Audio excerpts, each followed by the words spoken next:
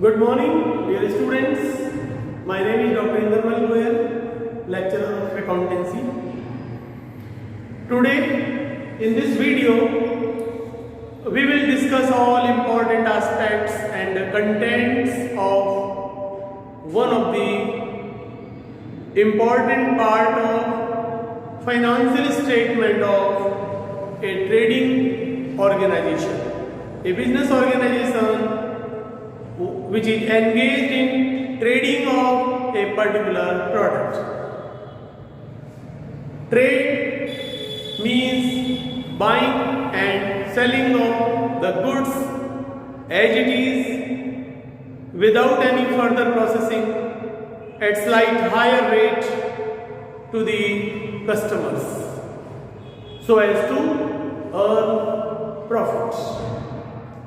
Business is a wide term. It includes commerce, and commerce includes trade and auxiliaries to trade. Trade may be internal trade and external trade. External trade or foreign trade. Foreign trade is further classified into three parts: import trade, export trade and re-export trade. ऐसे ही हमारा जो internal trade है उसमें भी local trade और state level और national level trade हो सकता है। एक व्यापार छोटा या बड़ा पैमाने का हो सकता है। व्यापारिक संस्थाओं से आशय उन व्यावसायिक इकाइयों से है जो किसी वस्तु का व्यापार करती है, जो किसी वस्तु का क्रय एवं विक्रय करती है, जो किसी वस्तु का उत्पादन नहीं करती है। ऐसी इकाइयां जो किसी वस्तु को जिस अवस्था में, जिस स्वरूप में खरीदती हैं, उसी स्वरूप में उसको आगे अपने कस्टमर को ज्यादा मूल्य पर बेचकर लाभ कमाने का कार्य करती हैं, उन्हें हम व्यापारिक इकाइयां कहते हैं, trading concern.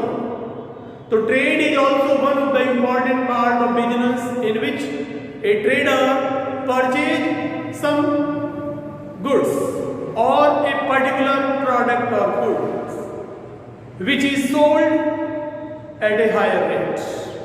The main object of any kind of business organization is to earn profit. Not only to earn profit but try to maximize the profits. But maximization of profit is possible only when your turnover is high and you have no tough competition in the market. You are working in monopoly or in oligopoly or duopoly, so then you can earn more quantum of profit. But when you are working in a perfect competition, then your amount of profit will be limited. It will be only a normal profit which will be essential to survive in the business world, to carry on that business. तो हम आज एक व्यावसायिक संगठन में जो व्यापार का कार्य करती है, वो अपना वर्ष के अंत में जो अंतिम खाते बनाती है, उनमें एक महत्वपूर्ण खाता है व्यापार खाता, जिसे बोलते हैं trading account, TRADING, trading account, TCCOUNT। अब ये देखिए फाइनल अकाउंट का पार्ट है, क्योंकि ये वर्ष के अंत में बनाया जाता है और इसका उद्देश्य ग्रॉस प्रॉफिट या ग्रॉस लॉस कैलकुलेट करना। ग्रॉस प्रॉफिट और ग्रॉस लॉस क्या होगा? प्रॉफिट और loss only through purchase and sale of the goods is gross profit और ग्रॉस लॉस। और जब हम बात करेंगे नेट प्रॉफिट और नेट लॉस की, तो net profit and net loss is the ultimate result of the business which is calculated after considering all indirect income and gain and indirect expenses and losses. In trading account, we will consider only the items which are directly related to purchase and sales.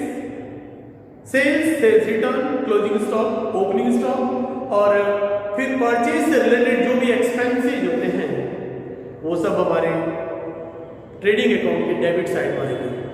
तो trading account is important part of final account and it is also called as part of financial statement. Why? Because it consists of the summary of all the financial transactions related to buying and selling of the goods. What is goods? Goods is a product. Goods is an item which is purchased with a view to sale. Goods means subject matter of trade. Any article which is purchased by a trader with a view to sale at higher rate is called as goods. सामान, माल जो बेचने के उद्देश्य से खरीदा जाता है, और क्योंकि खरीदने और बेचने का उद्देश्य लाभ कमाना है, इसलिए जो विक्रय मूल्य होता है वो हमेशा लागत मूल्य से ज़्यादा होगा। और लागत मूल्य का मतलब होता है माल का क्रय मूल्य प्लस क्रय से संबंधित सारे खर्च। क्योंकि जो माल आप परचेज करते हैं ना, it is purchase from the wholesaler और it is purchase from directly from the manufacturer, and they are working in the remote area far away from your business place, then you have to incur so many expenses regarding packing of the goods and procuring the goods, bringing the goods at place of your business. So all expenses which are pertaining to purchase and bringing the goods at place of our business will be called as the direct expenses, and all direct expenses are debited in trading account. And indirect expenses are those which are related to managing the office of a business organization and which are related to selling and distribution of a particular product in which you are dealing. तो वो indirect expenses या losses हैं वो हमारे P&L में आएंगे। इसी तरह इनकम भी दो तरह की है, direct income, indirect income. Direct income of a trading concern is the proceeds realised from sale of goods. किसी व्यापारिक इकाई द्वारा माल को बेचने से प्राप्त होने वाला विक्रय मूल्य वो उसकी प्रत्यक्ष आय, रेवेन्यू, आगम का हिस्सा है। एक व्यापारी को माल के विक्रय के अलावा अन्य स्रोतों से जो आय होती है वो उसकी इनडायरेक्ट इनकम होगी, इनडायरेक्ट गेन्स भी होंगे, वो हम प्रॉफिट एंड लॉस अकाउंट में दिखाएंगे। और प्रॉफिट एंड लॉस अकाउंट के लिए मैं एक अलग से वीडियो आपको बनाकर सेंड करूंगा। तो अभी इस वीडियो में सिर्फ हम फोकस करेंगे on each and every item to be debited और debited and credited in the trading account. So trading account is one of the important part of financial statement of a trading concern, which is prepared at the end of the year, which is prepared with a view to calculate gross profit and gross loss. And for preparation of trading account, we have to close all the accounts related to purchase and sale. तो उसके लिए फिर closing entries भी बनाई जाती है। तो जब नॉमिनल अकाउंट होता है वो ट्रेडिंग, P&L और मैन्युफैक्चरिंग में आता है। इससे पहले मैंने आपको मैन्युफैक्चरिंग अकाउंट का एक वीडियो भेजा है, उत्पादन खाते का। तो वो जो इंडस्ट्रियल यूनिट है उनको पहले मैन्युफैक्चरिंग अकाउंट बनाना पड़ता है, फिर ट्रेडिंग अकाउंट बनता है। तो वहाँ पे फिर ट्रेडिंग अकाउंट मैन्युफैक्चरिंग कंसर्न में बहुत छोटा सा ही बनता है, क्योंकि वहाँ सारे डायरेक्ट एक्सपेंसेस जो रॉ मटेरियल से परचेज से रिलेटेड है वो मैन्युफैक्चरिंग अकाउंट में आ जाते हैं। तो ट्रेडिंग अकाउंट में सिर्फ जो है ना opening stock and closing stock of finish goods, फिर हमारा कॉस्ट ऑफ प्रोडक्शन, क्योंकि हम खुद ही मैन्युफैक्चरर है गुड्स के, तो हमारा जो मैन्युफैक्चरिंग की जो टोटल कॉस्ट आई वो हम ट्रेडिंग में ट्रांसफर कर देते हैं।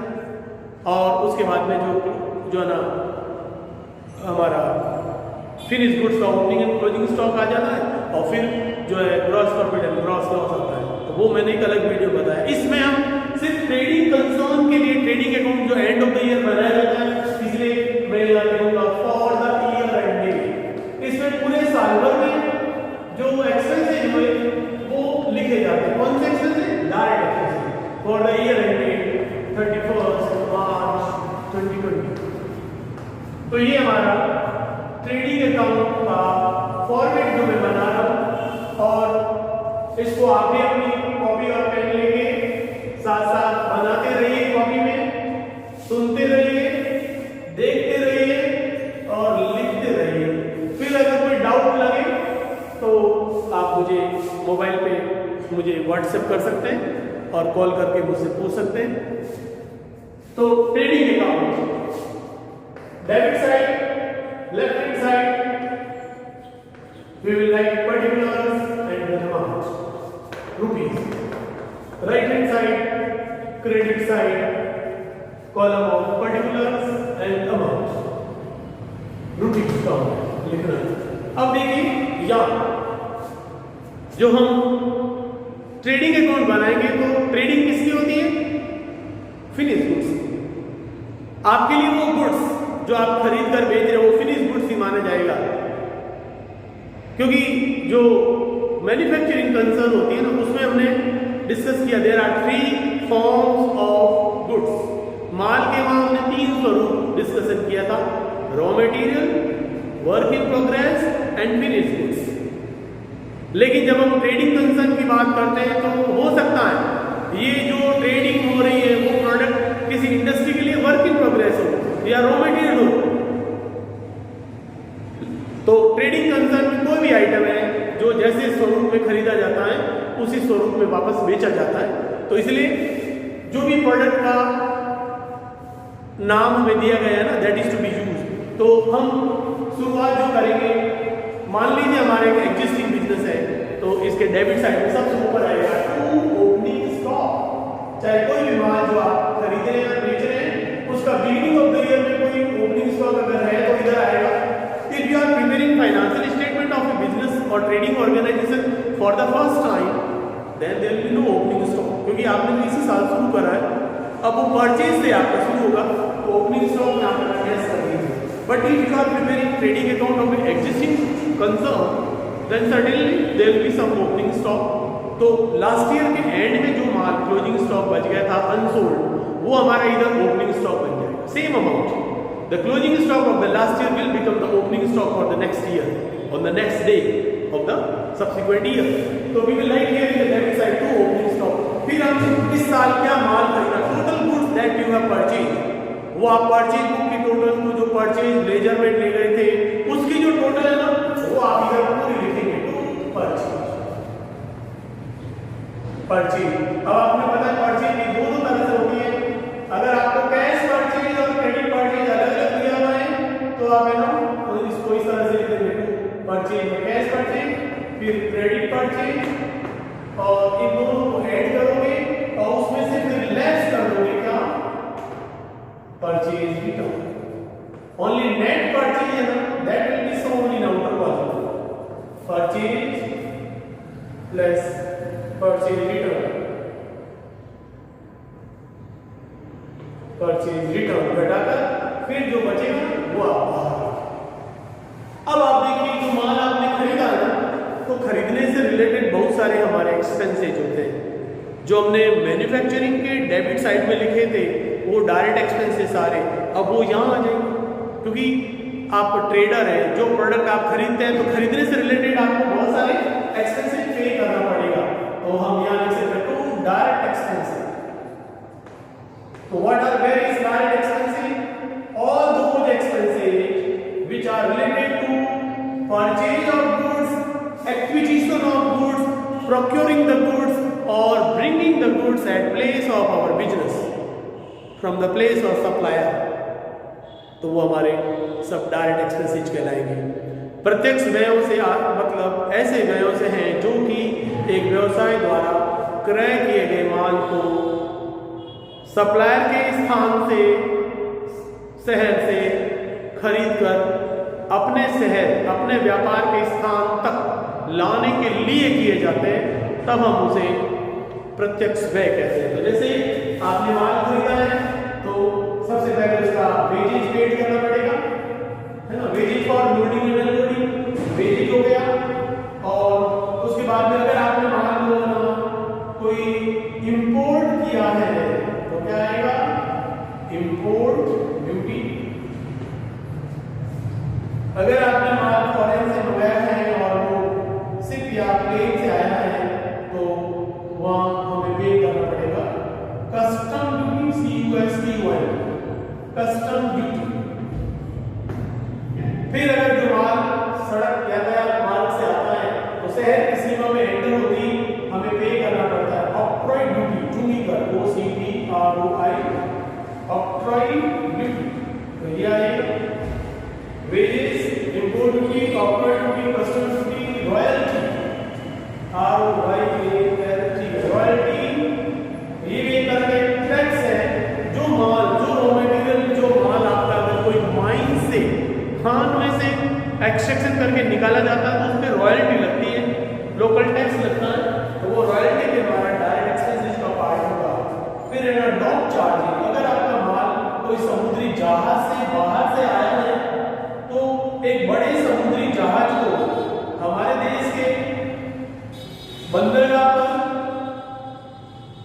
खड़े रहने का भी एक शुल्क देना पड़ता है, जिसे डॉक चार्जेज या गोदी का किराया कहते हैं।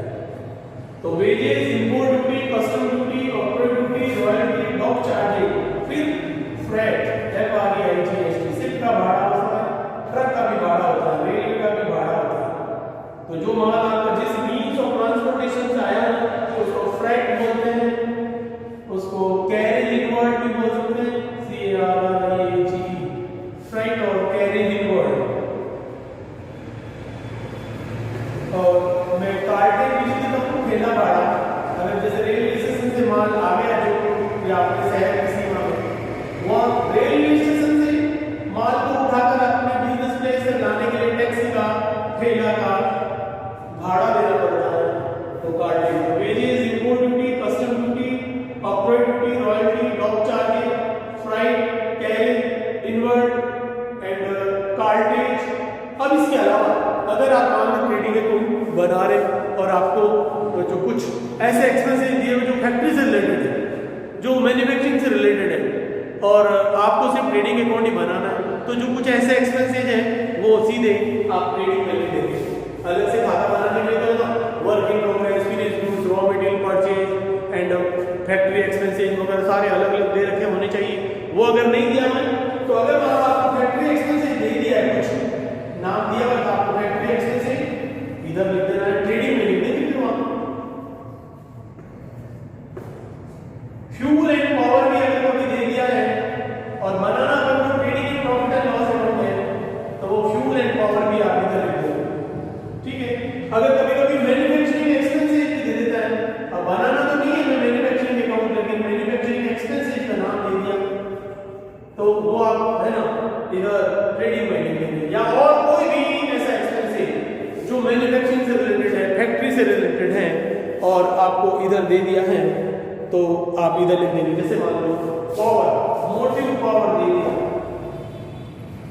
MOTIV, चालन शक्ति, जो बड़ी बड़ी फैक्ट्री में जो मशीनें चलती हैं उनका दे दिया है मान लो, और अपन को ट्रेडिंग अकाउंट ही बनाना है तो फिर उसको आप इधर लिख देंगे।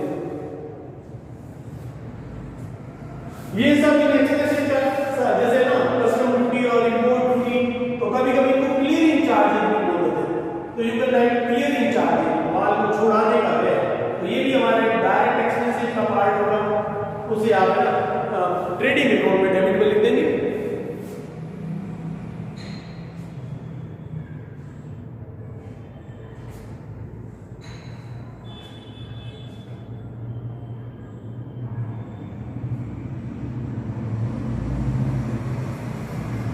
तो ये कुछ एक्सपेंसेस जो डायरेक्ट एक्सपेंसेस है वो हमारे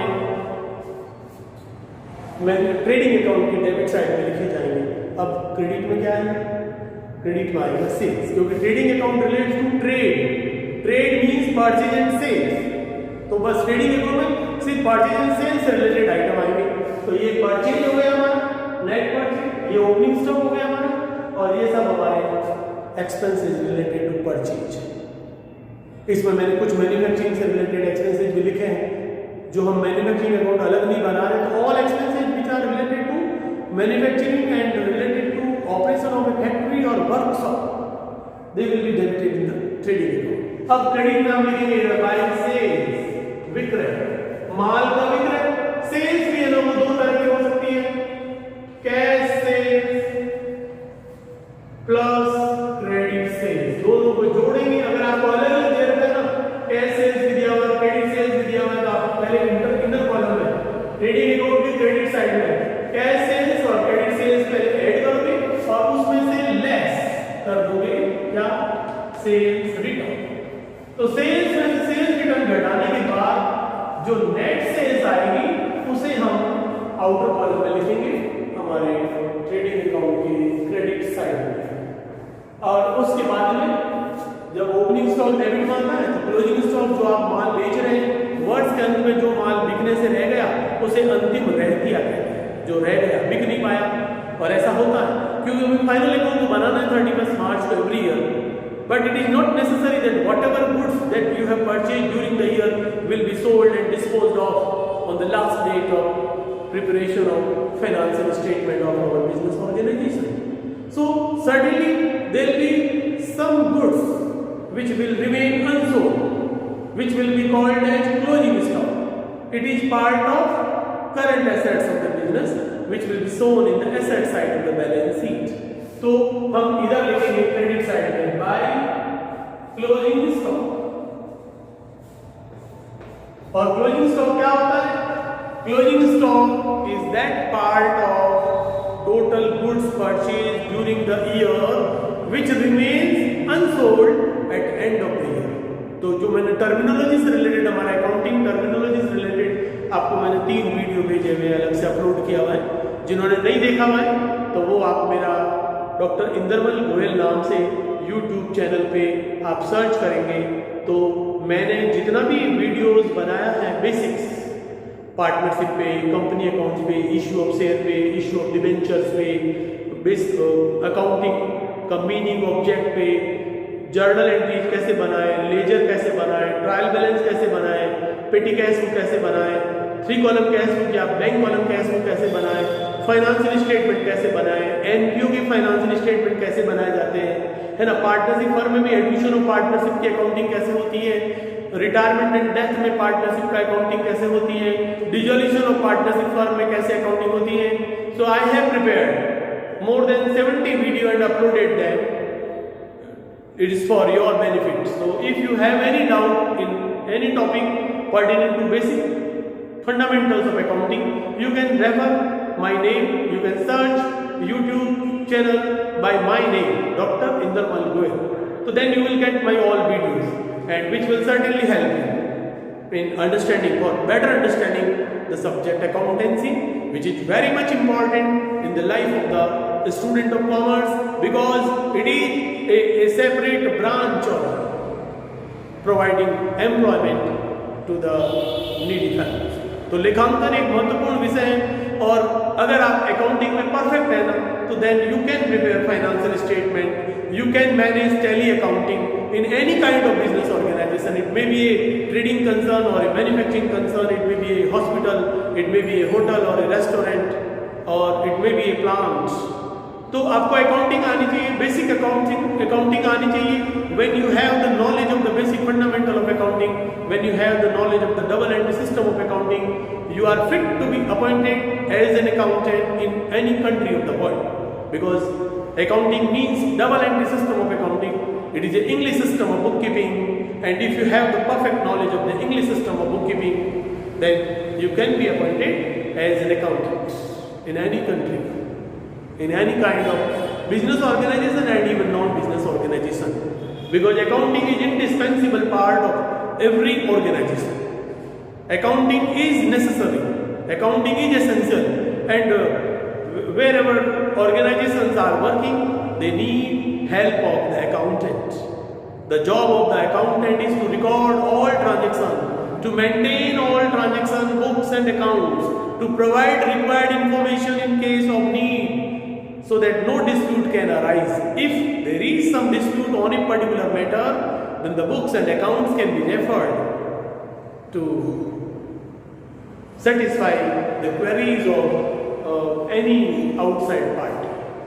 तो लेखांकन बहुत हेल्प करता है, लेखांकन बहुत जरूरी है, और जो व्यक्ति लेखांकन का कार्य जानता है वो किसी भी संस्था में झगड़े विवाद की स्थितियों को मिटाने में सहायता करता है, क्योंकि जो कुछ भी रिटर्न में अकाउंटिंग में होता है ना, that is reliable, that is considered as a witness of a transaction, that a transaction has in fact taken place between two parties.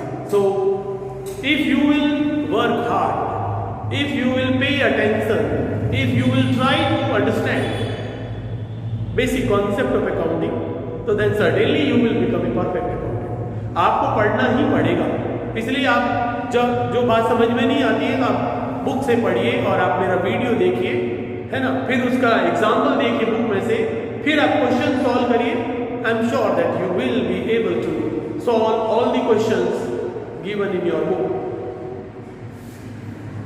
But आपको पहले समझना पड़ेगा, और समझने के लिए, क्योंकि जब हम फेस टू फेस नहीं है तो आप है ना हमारा वीडियो देखकर भी आप उस चैप्टर को, उस कंसेप्ट को, उस पर्टिकुलर टॉपिक को समझ सकते हैं. एंड जो टॉपिक अवेलेबल नहीं है, आपकी कोई पर्टिकुलर प्रॉब्लम है, तो you can ask. I will prepare a detail video related to that particular point and that particular problem to explore all relevant aspect and certainly you will be able to understand, right? तो आज हम बात कर रहे हैं इस video में trading account की, व्यापार खाता की. व्यापार खाता अंतिम खातों में से एक महत्वपूर्ण खाता है जो एक व्यापारिक संस्था द्वारा बनाया जाता है और ये वर्ष के अंत में बनाया जाता है. और जब ये व्यापारिक खाता है, व्यापार से संबंधित है, तो व्यापार का मतलब क्रय और विक्रय होता है. इसलिए आप देखिए सिर्फ क्रय और विक्रय माल का, तो माल हमारा ओपनिंग स्टॉक कितना था, फिर आपने कितना खरीदा, खरीदने के कितने व्यय हुए, वो सब डेबिट में होंगे. फिर आपने कितना माल बेच दिया वो घटा दो, फिर आपके पास कितना माल बचा हुआ एंड ऑफ द ईयर उसको लिख दो. And after recording all these transaction, all these items in the trading account, you are to calculate total of both debit and credit side and what will be the difference.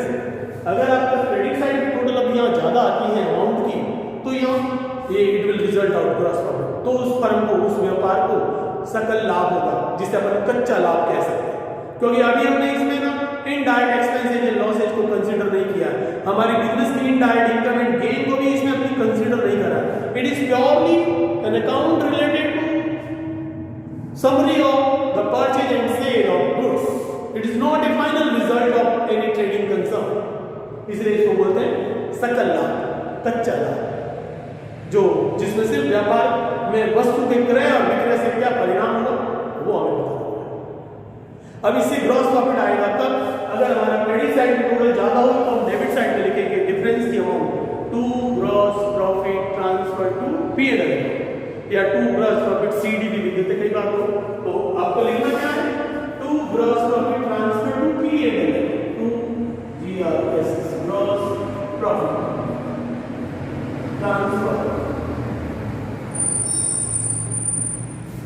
to profit and loss account. कभी कभी debit side की total ज्यादा हो सकता है, तो फिर gross loss होएगा.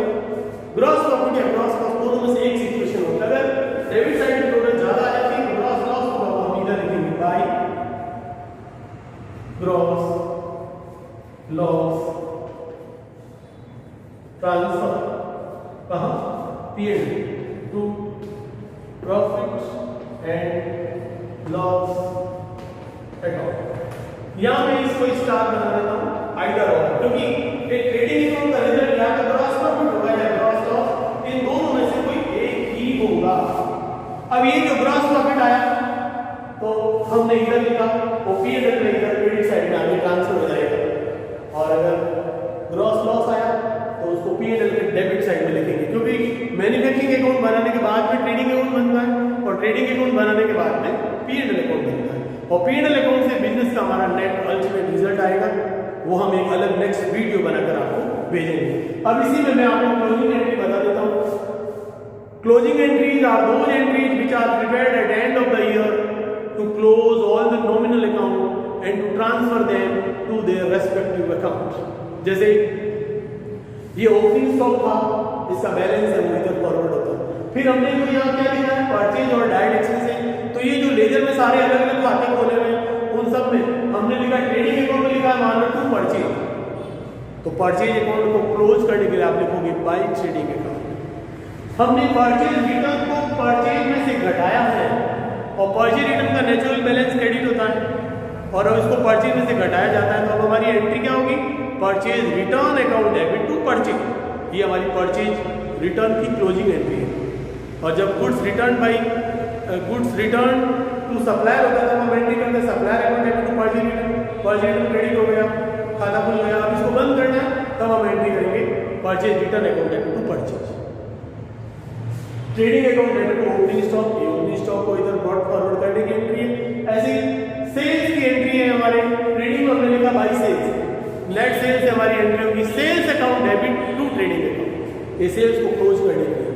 लेकिन सेल्स रिटर्न को हमने सेल्स में से घटाया, तो सेल्स रिटर्न को क्लोज करने की एंट्री क्या होगी, एक तो होती है जर्नल एंट्री जो सेल्स रिटर्न का ट्रांजैक्शन की होती है, वो क्या होती है sales return account debit to customer या डेटा अकाउंट माल आने पर. अब सेल्स रिटर्न को आपने डेबिट किया, अब इसकी क्लोजिंग एंट्री करनी है तो क्या होगी, क्लोजिंग एंट्री बनेगी sales account debit to sales return. Due to sales return, our amount of sales will be reduced to that extent. तो सेल्स रिटर्न का नेचुरल बैलेंस डेबिट होता है, अगर इसको क्लोज करना है तो एंट्री क्या बनेगी? Sales return account debit to trading, sorry sales return account debit to sales account. तो इससे सेल्स हमारी जो है सॉरी सेल्स रिटर्न की एंट्री बताई मैंने, क्या sales return account debit to customer. अब हमें इसको क्लोज करना है, एंट्री क्या होगी?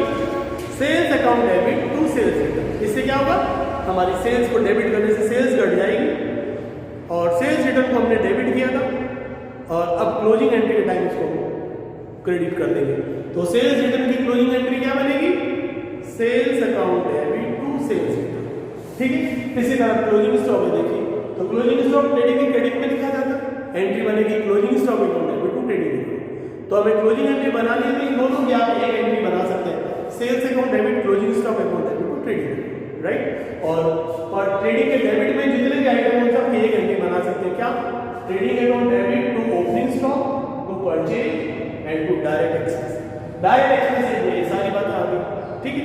तो ये सारे आइटम्स आ गए, तो 3 एंट्री डेबिट की बन जाती है और 2 एंट्री क्रेडिट वाले आइटम की क्लोजिंग स्टॉक और सेल्स की, और फिर 2 एंट्री हमारे sales return and purchase return की अकाउंट को अलग से क्लोज करने की, और फाइनली अब जो gross profit and gross loss हुआ उसकी एंट्री हमारी क्या होगी? देखिए अगर ग्रॉस लॉस आता है कब आएगा? जब डेबिट साइड टोटल ज्यादा होगी। हमने यहाँ क्रेडिट में लिखा बाय P&L, ठीक है, by gross profit transfer to P&L। तो ट्रेडिंग के क्रेडिट में आया P&L, हमारी एंट्री बनेगी P&L account debit to trading account. ये किसकी होगी? ग्रॉस लॉस को ट्रांसफर करने की। P&L क्रेडिट में आया, जो आइटम किसी अकाउंट में क्रेडिट में होता है तो उसका जर्नल बनाते समय वो एंट्री में डेबिट है। जैसे ट्रेडिंग में हमने लिखा है बाय P&L, इसकी एंट्री बनेगी क्या होगी?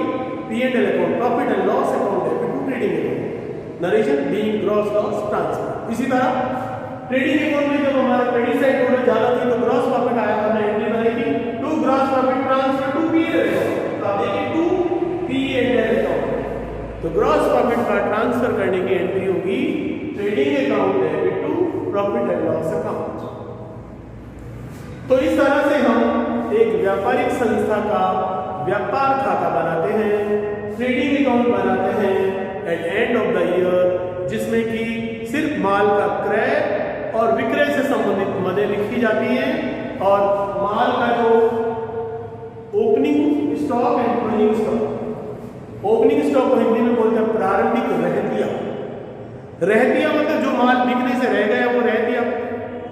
तो वर्ष के प्रारंभ में जो माल हमारे गोडाउन में बिजनेस प्रीमिसेज में अवेलेबल होता है उसे प्रारंभिक रहतिया कहते हैं, और जो माल वर्ष के अंत में बिना बिका रह जाता है तो वो अंतिम रहतिया कहलाता है। तो जो अंतिम रहतिया होता है ना, वही अगले साल में जब हम ट्रेडिंग अकाउंट बनाएंगे तो प्रारंभिक रहतिया बन जाएगा। प्रारंभिक रहतिया कहलाएगा, ओपनिंग स्टॉक कहलाएगा। So the same amount of closing stock will be the opening stock for the next year, because business is a going concern. Once you have established, it will go on forever. तो जब business एक हमारी निरंतर प्रक्रिया है तो इसीलिए क्या होता है, जो खाते जो शेष बच जाते हैं उनको हम आगे से आगे हस्तांतरित करते रहते हैं, क्योंकि बिजनेस एक जो है ना ऑन गोइंग कंसर्न है, एक कंटिन्यूस एक्टिविटी है। तो गोइंग कंसर्न होने के कारण जो निरंतर जो वस्तुगत और व्यक्तिगत खाते हैं उनके शेषों को आगे से आगे हम हस्तांतरित करते रहते हैं। So this is all about the trading account. I'm sure that you got the point, and watch this video, share this video to your friends and colleagues, and please subscribe this video also so that you will get my all the next videos, and it is for your knowledge. If you want to help others, you can subscribe this video, and you can share this video to your all friends and colleagues. Thank you very much. God bless you. Keep your study continue. Thank you.